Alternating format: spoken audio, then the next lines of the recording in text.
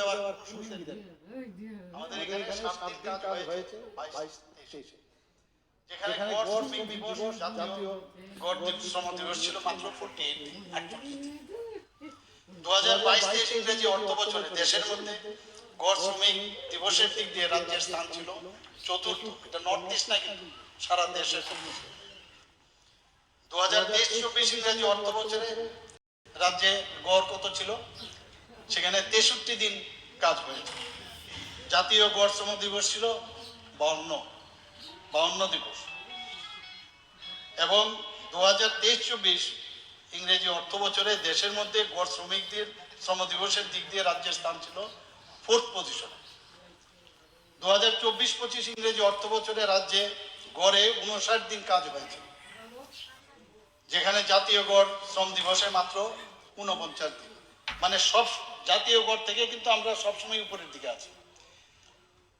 দেশের মধ্যে গড় শ্রমিক দিবসের দিক দিয়ে রাজ্যের স্থান বর্তমানে 7ম পজিশনে আছে। আমি বলবো না প্রথম স্থানে, যেটা সত্যি আমার কাছে যে ডাটা আছে সেটাই বলবো। এমজিএনরেগা, যেখানে আমি একটু আগে বললাম, যখন 15 দিনের মধ্যে কিন্তু চাইতে হয়, না চাইলে তো দেওয়া যাবে না। তো সেই জায়গার মধ্যে এইভাবেই কিন্তু তার যে কাজ দেওয়ার যে সিস্টেম, সেই বিধান কিন্তু রয়েছে এখানে। বর্তমানে ত্রিপুরা রাজ্যে প্রতি শ্রম দিবসের সর্বোচ্চ 242 টাকা মজুরি প্রদান করা হয়। কিন্তু এটাকে স্টেট গভর্নমেন্ট যদি ইচ্ছেও করে সেটা কিন্তু বাড়াতে পারবে, কারণ সেটা কেন্দ্রীয় সরকার প্রতি বছর যে CPIAL অর্থাৎ consumer price index for agriculture labour, এর উপর ভিত্তি করে প্রত্যেক রাজ্যের জন্য যারা অদক্ষ শ্রমিক তাদের মজুরি নির্ধারণ করে থাকে। প্রায় প্রতি বছরই কেন্দ্রীয় সরকার এই প্রকল্পে অদক্ষ শ্রমিকের দৈনিক মজুরি পুনর্মূল্যায়ন করে থাকে, তা বৃদ্ধিও করে থাকে। একটু আগে যিনি এখানে দীপঙ্কর বাবু, যিনি প্রাইভেট মেম্বার রেজলিউশন এনেছেন, মাননীয় অধ্যক্ষ মহোদয়, আপনার অবগতির জন্য জানাচ্ছি যে অরুণাচল প্রদেশে যে এখন 234 টাকা আছে, নাগাল্যান্ডে সেই 234 টাকা, সেই তুলনায় তো আমাদের এখানে অনেক বেশি। এবং চলতি অর্থ বছরে 24-25 এমজিএনরেগাতে রাজ্য কেন্দ্রীয় সরকারের এখন পর্যন্ত 1200 কোটি 10 লক্ষ টাকা বরাদ্দ হয়েছে। তার মধ্যে কেন্দ্রীয় সরকার থেকে 1122.62 কোটি এবং রাজ্য থেকে 77.48 কোটি টাকা প্রদান করা হয়েছে। এই অর্থ বছরে কেন্দ্রীয় সরকার রাজ্যের জন্য 3 কোটি শ্রম দিবসের বাজেট বরাদ্দ করেছে, 3 করোড়। তাতে অদ্যাবধি কিন্তু রাজ্যে আমরা জানি কিছুদিন আগে যে ভয়ানক বন্যার পরিস্থিতি দাঁড়িয়েছিল, তার জন্য সেটাকে বাড়িয়ে এখন পর্যন্ত 3.45 কোটি শ্রম দিবস সৃষ্টি করেছে।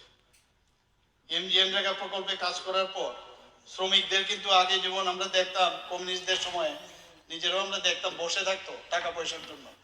যদি 50টা কাজ হয় তাহলে মানে 50টা কাজ সেখানে 75 দিনের দেখে পয়সা বাকিটা আমরা দেখতাম, এগুলো সবাই পেপারেও আমরা দেখেছি। আর এখানে ডাইরেক্ট কিন্তু ডিবিটির মাধ্যমে কিভাবে যায় সেটা, এই কাজ পঞ্চায়েত স্তরে অনলাইনের মাধ্যমে ফান্ড ট্রান্সফার অর্ডার FTO যেটা জেনারেট করা হয় এবং সেটা পঞ্চায়েত স্তরে হয় এবং সেখানে কেন্দ্রীয় সরকার শ্রমিকদের অ্যাকাউন্টে ডাইরেক্টলি ডিবিটির মাধ্যমে সেই টাকাটা দেয়। এটা একটি চলমান প্রক্রিয়া। এবং এর মধ্যে যাতে ওনাদের যে শ্রম দিবসের জন্য যে টাকা মঞ্জুরি, তার জন্য যাতে আরো বাড়ানো যায়, তার জন্য আমাদের ত্রিপুরা সরকার থেকে আমরা 2-3 বার আমরা সেখানে ওনার কাছে আমরা কেন্দ্রীয় RD ডিপার্টমেন্ট এবং পঞ্চায়েত ডিপার্টমেন্টে আমরা কিন্তু চিঠি দিয়েছি। আমরাও চাই যে ওদের মজুরি বাড়ুক। আশা করি আগামী দিনে তার রেজাল্ট আমরা পাবো। আজকে এখানে যে অ্যামেন্ডমেন্ট প্রাইভেট মেম্বার রেজলিউশনে মাননীয় বিধায়ক জিতেন্দ্র মজুমদার এনেছেন যে রাজ্যের গ্রাম পাহাড়ে এমজিএনরেগা প্রকল্পে প্রত্যেক জব কার্ড হোল্ডারকে নীতিমালা অনুসরণ করে অধিক সংখ্যক শ্রম দিবসের কর্মসংস্থান সহ সময় মতো মজুরি প্রদানের ব্যবস্থা করার জন্য ত্রিপুরা বিধানসভা রাজ্য সরকারকে সর্বাত্মক উদ্যোগ গ্রহণ করার জন্য যে অনুরোধ জানাচ্ছে, তো সেটাকে আমি সমর্থন করে আমার কথা বলা এখানে শেষ করছি। নমস্কার।